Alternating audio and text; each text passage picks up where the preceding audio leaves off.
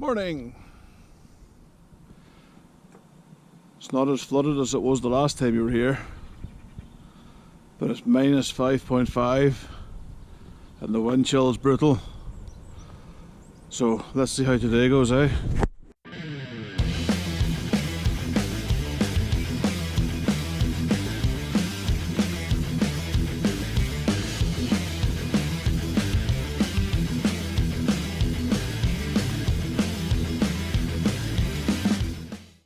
I just poured the water into the kettle. This is how cold it is. Can you see that? That's ice. The van tells me it's negative 5.5, so yeah, a bit nippy. A few moments later. Okay, slight update. The GoPro seemed to take a dive. I don't know why. I suspect it's because from a full battery sitting overnight in the van where it was minus temperatures until the time when the footage was taken of the pike being like lifted out of the net, put in the unhooking cradle, unhooked, held up to you guys, and then put back in the water.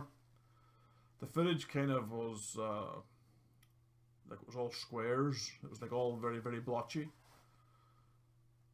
Now none of the rest of the footage was the same way after I changed batteries. So either the battery was crap and it was corrupting the memory card, or the memory card's corrupted, or the GoPro's crap. Either way, something weird happened and I can't show you the fish. But fear not, it was only a small jack, maybe about 6 or 7 pounds. You're just going to have to trust me when I tell you I caught a small jack. I mean, why would I lie? Anyway, on with the rest of the show. So, we're off the start. That was quick. I was looking at my kettle filling up with ice, and all of a sudden the rod went. So, not a bad start today. We have caught one.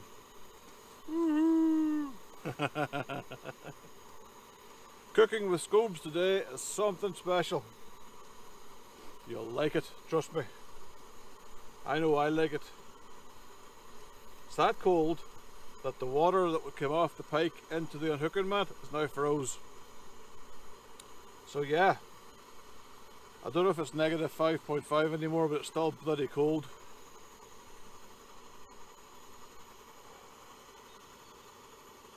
And the batteries and the GoPros that I've charged up that were 100% last night, from putting them into the car last night and coming fishing, they're now at 70%, so cold weather eats batteries. But this is the shit you have to do when you're pike fishing.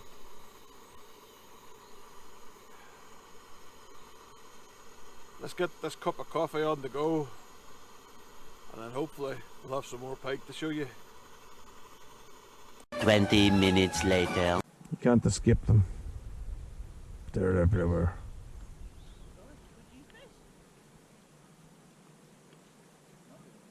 So, what's in the news today? Well, I'm not sure if you've seen the news, but somewhere in the world, take a guess, America. Now, I love America. I really do. Any of the Americans that I've served with in the military have been spot on, tip-top human beings. Great people. But as a nation, they do seem to farm idiots. And no, this isn't Joe Biden. I'm not talking about him. Or any of the weird Stone Age people that seem to be voting into political office over there. I'm talking about the absolute dipshits who do stupid things. Like recently, there has been some absolute turbo mong who used Gorilla Glue on her hair.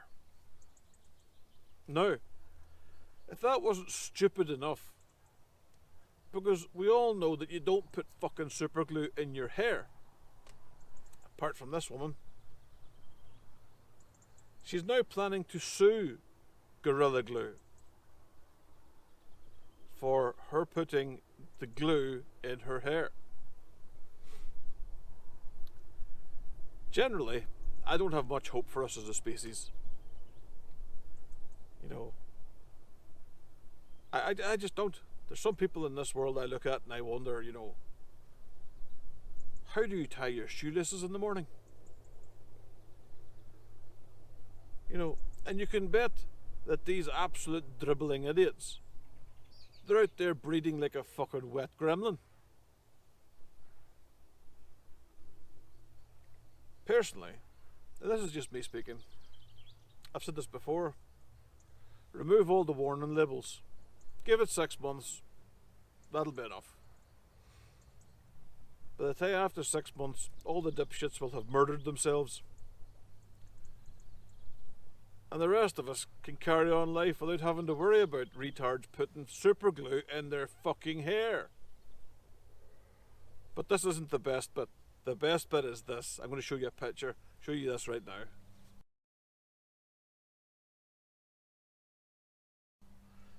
Yes, that's the response from Gorilla Glue. Bravo, Gorilla Glue. You win Twitter today. In other news, I'm still banned from Twitter for wrong thinking. And for laughing at said Gorilla Glue putting into head Turbo Mong, I'm banned from Facebook for laughing at the fucking idiot.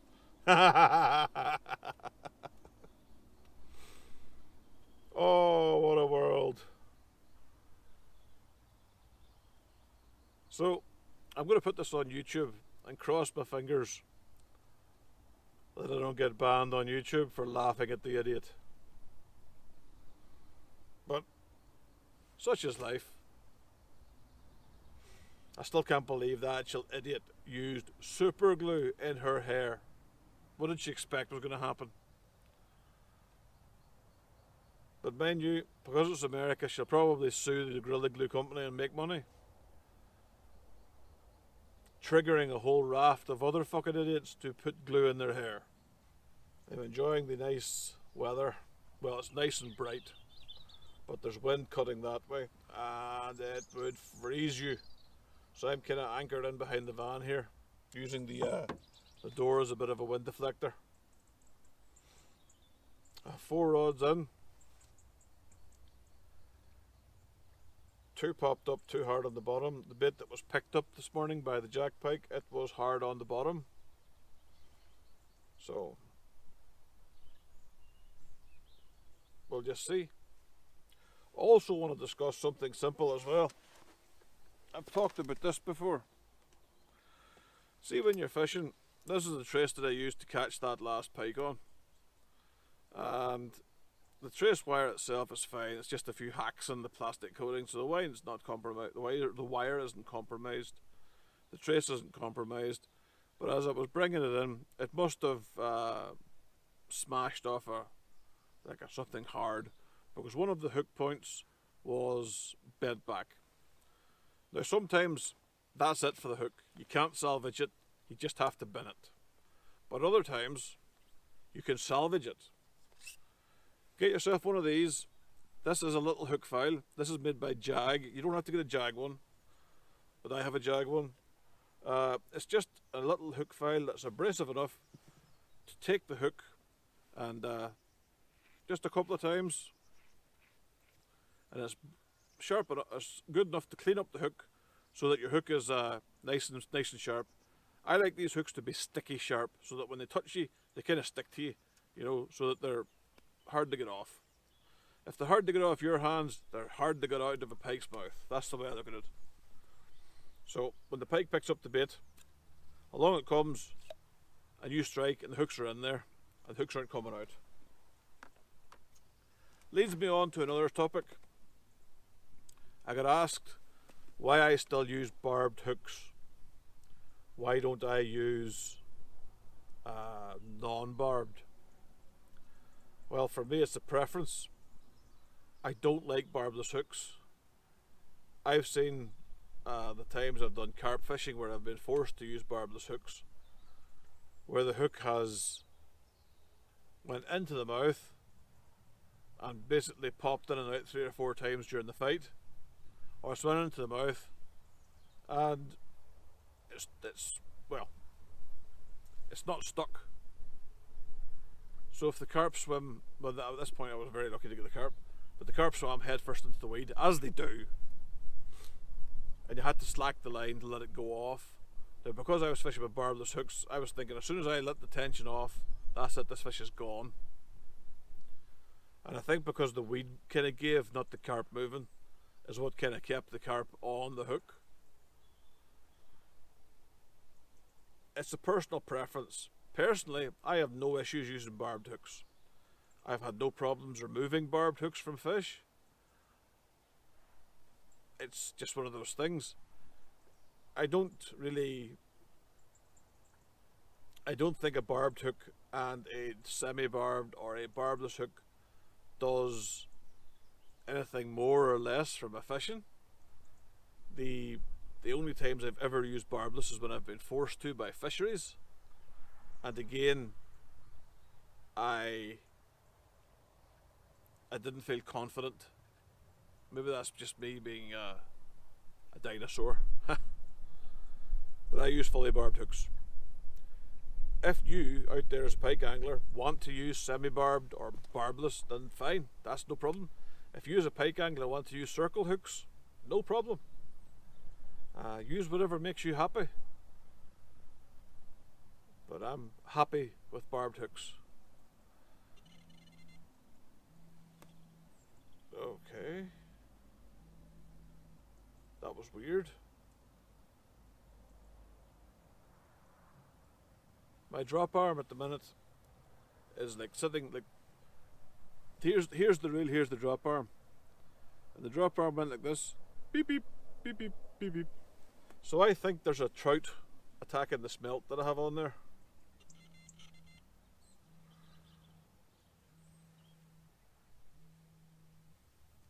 I think it is a trout or something small. Maybe it's a small jack pike.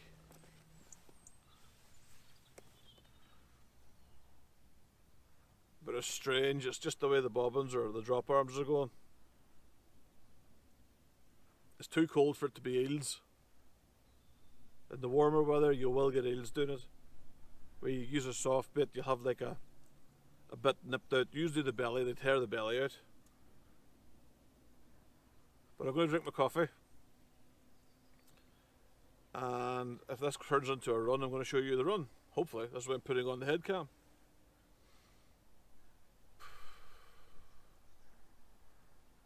I hope it gives me enough time to get my cup of coffee drank.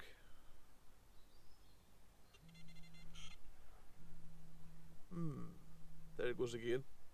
Quite a weird bite. It was like drop arms going kind of a bit crazy.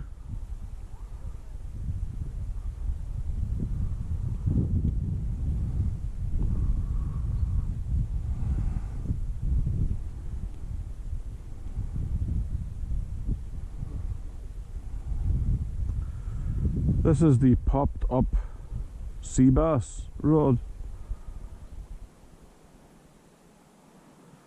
So I'm not too sure if it's actually a fish that's swum past it and knocked it, or if it's...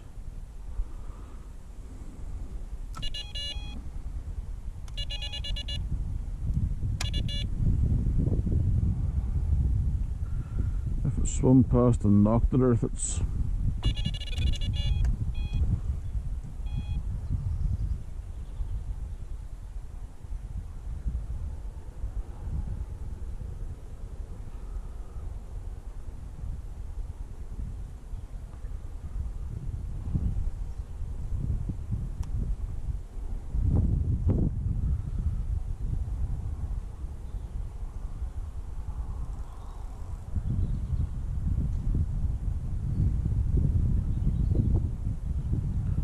I don't see any line being taken. I didn't feel anything when I pulled into it.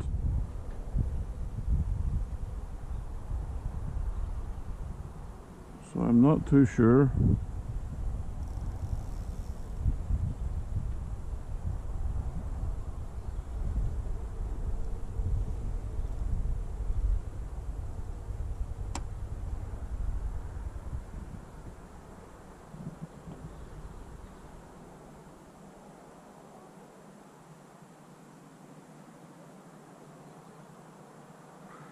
No, I don't feel anything. Nope, I'll just recast it. I'll see if there was anything stuck to the bait, but don't think so.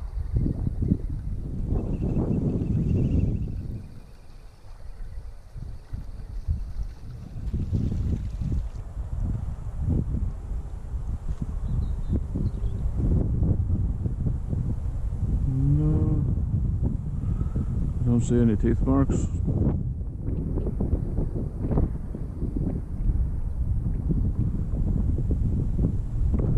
I'll just recast it. It's gone 1 o'clock. The sun is now kind of almost in the middle of the sky. It's still mega cold. Really, really cold. If you're standing in the wind, it is really, really cold. But it's okay, because I have a van-sized wind block. If there wasn't any wind today, it would actually be a beautiful day, because the sun's actually quite nice. There's no rain, there's no cloud cover. You know, it's just one of those, well, great days if you're in the house looking out at it. But it is time for something to eat. Today, I'm going to treat myself. I'm having fillet steak from Iceland. The wife picked this up for me. It was down from £8 to £4. I'm not expecting an awful lot, but I'm expecting 2 of them so I can put it into 2 bits of bread. And it comes with like a sachet of diarrhea beige coloured sauce. So let's avoid the diarrhea beige sauce, shall we? In fact, I'll just leave the sauce there. I don't really want the sauce. I do, however, want the meat. Okay. Looks quite nice. Okay. Put that over there. Oh, there's it's tied together with little bits of elastic, so we'll just dig them out first, get them cut. Because you don't want to cook that shit unless you're like using an oven. If you're using a pan, like I'm using a pan, you don't want to cook that shit. It breaks down, tastes rotten, and ruins a perfectly good bit of meat. So, cut this into roughly 2 bits.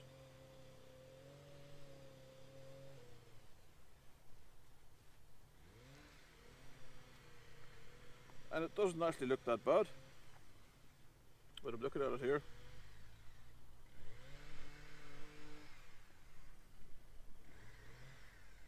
You know, it looks alright. I'm just going to flatten these out a bit.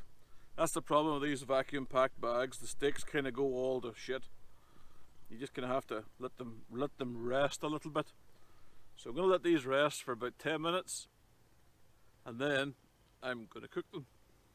1 eternity later. Right, so it's been 10 minutes. I've finished my cup of coffee. My steaks are beautifully rested. I sprinkled some salt on them and some pepper on them. Just a little bit, not too much, they go crazy.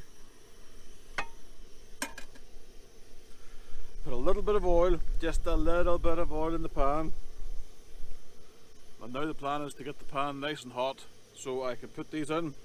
I'm only really wanting to sear them and get a good crust on each side. I like my steaks blue. I know some people freak out when I say that, but I like my steaks blue, so I'm having a blue steak.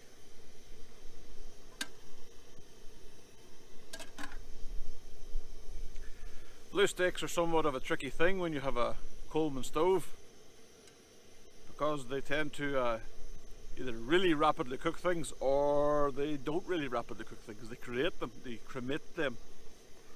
So, let's have at it, shall we?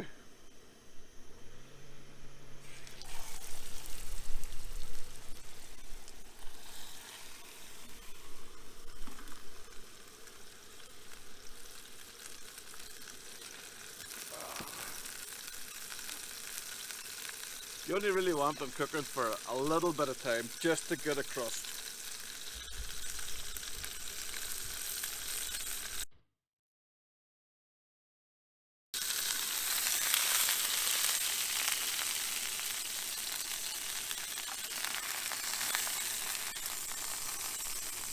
See, nice sear.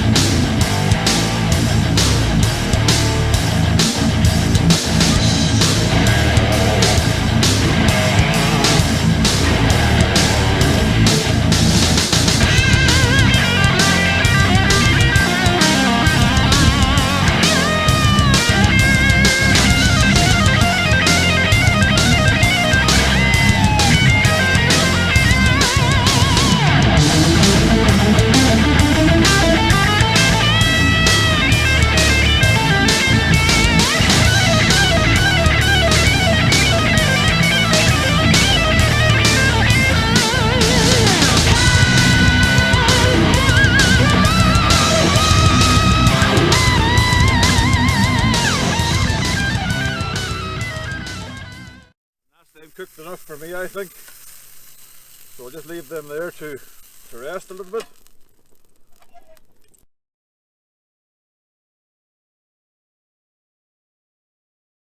Just gone 4:05. It's a strange day. Looking across the loch, I can see the clouds dumping snow in the fields across from me. And I can't tell whether it's coming this way or going down that way, so there's snow in Fermanagh.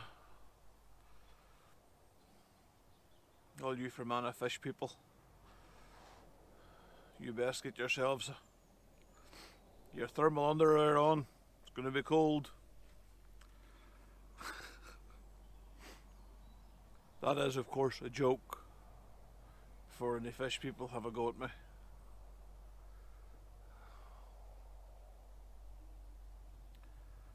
There's been some weird action on the rods.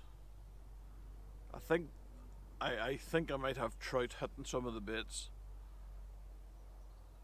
Because I'm winding, the drop arm would kind of do like a tick like that, and then nothing. And I'll wind the bait in and look at it, and nothing. Not even the softer baits. I mean, I've got some mackerel tails on, and I think I haven't had a solid run from it. Just a lot of little flicks on the bail arm, or not the bail arm, the drop arm. I'm going to fish on till maybe the first hour of dark. It's pretty good here, you know, you're a nice solid jetty with anti-slip material on it. So fishing into the night time, into the dark, isn't a bad idea. But it's not a blank. I've had one fish, okay, it wasn't very big, but it was still one fish. It's not got any warmer. You know, it's definitely not got any warmer. I was making a cup of coffee and I went to pour milk into my coffee, and I had a milk cube, or a bit of frozen milk went into my cup of coffee, which was good, you know, because it's what you need. You need like a lump of ice to go into like a hot beverage, to then send hot beverage over your hand. But you needed.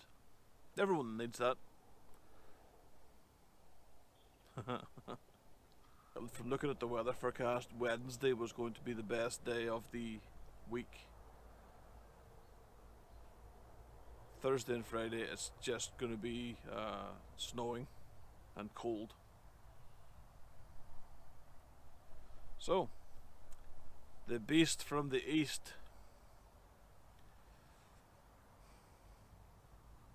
I don't understand why we name storms. It's a storm. We live in the UK. We get storms. Giving them a name doesn't make it special. It's just a storm.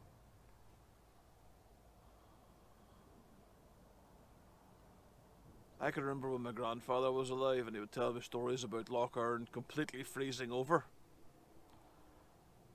You know, he'd tell you stories of when there was massive floods, when there was lots of snow. He would produce photographs, like old black and white photographs of snow that was, you know, halfway up the house. We don't get winters like that anymore. Well, if we do, if we do get a really bad winter where we have lots of snowfall and it's really cold, we'd have Extinction Rebellion saying we have to stop driving and we all have to become vegetarian and start eating bugs because cows fart too much and it melts the ozone layer. Or whatever bizarre mad shit they come out with. Cracked me up. When I was a little kid, it was a little kid, teenager. It was Al Gore telling us that there was going to be no glaciers left. There was going to be no snow on the mountains, and basically the end of the world is coming. Didn't happen. Now we have charities saying the end of life as we know it is happening. Last generation that can affect the change in the earth. Nonsense. Nonsense. Absolute nonsense. Man-made climate change. How the hell am I meant to change climate change? With my little bag for life? And what's the point crippling the UK and the civilized world with like carbon taxes and green taxes and all that shit, when India and China are opening up coal-fired power stations like 5 a week? So what's the fucking point? Answers on a postcard, please. Now, don't get me wrong, I'm not some sort of to hell with the environment sort of guy. I'm actually very pro the environment. I like fresh air, I like clean water, I don't leave rubbish, I recycle, but I don't get these pious, self-righteous dickheads who preach, you know, and they always seem to be the same sort of mould, you know, upper middle class or trust fund kids. You know, people that have a ton of money and no job. Meanwhile, us on the bottom here, like the working classes that are thinking, if I don't work, I don't pay the rent. If I don't pay the rent, I'm homeless. You know, working class people that are pretty much living paycheck to paycheck. Hammering those people with green taxes, yeah, because that's the fucking way forward. The whole time while they're all too gutless to go and address actual problems. But that's because we have gutless politicians. And whose fault we elected gutless politicians? It's our fault.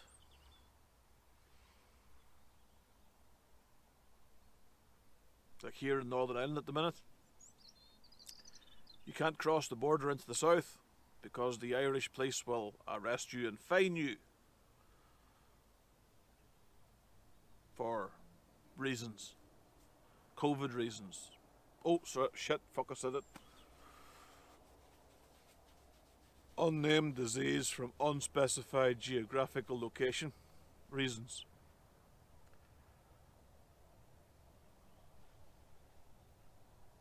But you can still fly in from, you know, the third world. And there's no issues with you. But me jumping in my car and driving 16 miles, crossing the border, boom, arrested. Better do the YouTube shit, I guess. while we still have light to do it. Thank you for liking and sharing and subscribing to all those who have subscribed. Everyone that leaves comments, like I say, I do try and get back to you. I do try and reply to your comments. If I miss your comment, you've not done it deliberately. I've just missed the comment. I don't know what's wrong with YouTube where I get notification that somebody has sent me a comment, and I go into YouTube to try and open the comment, and the comment, or YouTube tells me there's no such comment anymore. But on my phone I'd have a notification saying comment received from, you know, whoever. So I don't know what's going on with YouTube.